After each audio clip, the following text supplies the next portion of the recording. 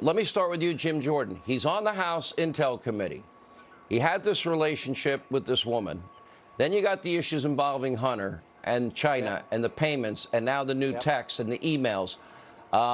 Why are they our #1 geopolitical foe? Yes. Okay, yeah, explain. They are. No, they are, Sean, and Director Ratcliffe's been very clear about this. But I think we just got to step back and think about this. We've learned all this in 1 week.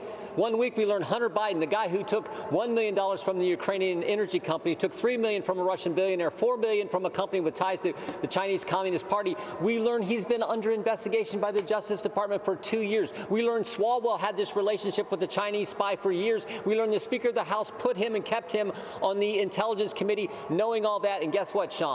The mainstream press, the networks, 26 seconds is all they've given to the Hunter Biden story, and the New York Times is yet to report on the Swalwell story.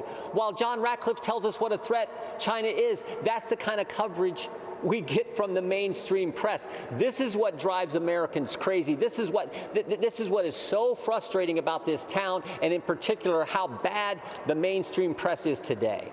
Have you heard what I've heard from sources? I've not seen it myself, but I've been briefed by people who have seen it. What exactly is on this laptop that they never denied was his? If anything, the attorney for Hunter pretty much confirmed it was his when he said, I'd like to get my client's computer back. Have you heard what I've heard?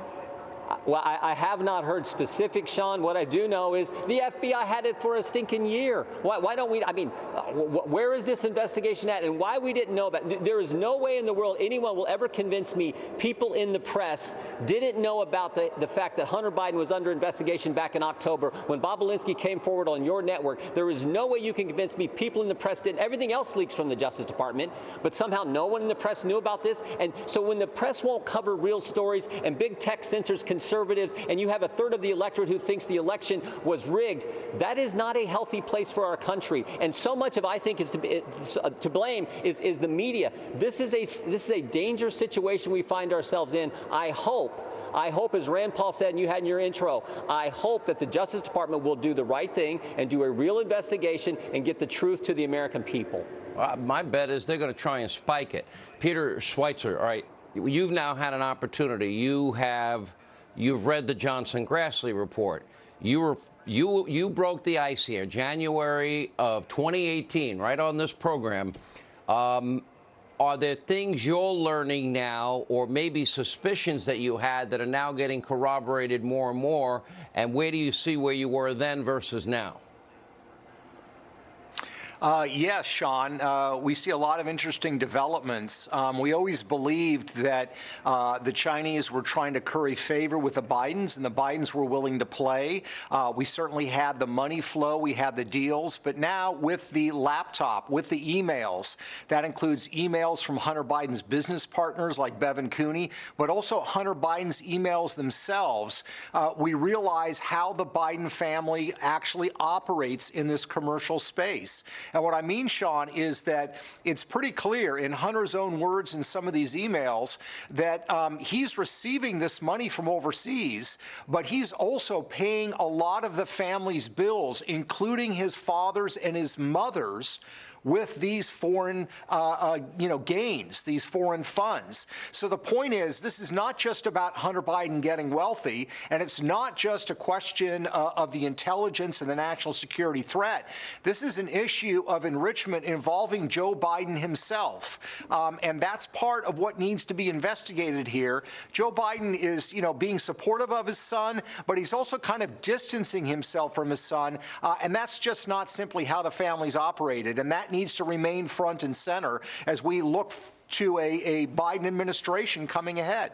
But you've known about Bob Alinsky for a long time, the big guy, all of these little connections. Now the text messages that came out tonight that we've acquired here at Fox News, they all seem to corroborate a level of knowledge, one, which Biden himself denied, that was not previously known, and number two, to me, it shows a level that he had to know. There's no way he didn't know. Just like when he's bragging, you got 6 hours, fire that prosecutor, who it turns out was investigating his son being paid millions with no experience. Yeah, exactly right, Sean. I mean, they're using the tools of the vice presidency to get these deals. I mean, Hunter flew over on Air Force Two to Beijing. You don't think on the 20-hour flight that father and son didn't have a conversation about what Hunter was doing there, and that when Hunter introduced him to his Chinese business partner on that trip, there were no questions asked? Of course they were. I mean, all you have to do is look at Joe Biden's statements over the years, over the decades, of how close the family is, and Jill Biden's statements that Hunter is kind of the heartbeat of the family. And it starts to create this picture. I applaud the fact that the Bidens are a close-knit family, but you can't say you're a close-knit family and be a close-knit family, but then pretend that these commercial deals are never discussed, there's no conversation, there's no interaction. So that's where I think the reporting needs to go next. And Jim Jordan, last question in less than a minute. Okay, the Chinese are good at espionage. You know what? My question is, I got to assume that they probably already have Hunter's laptop, and what I'm being told is on there. This is going to get very ugly very fast. What would the Chinese likely have on both Joe and Hunter? Do we have to assume a lot?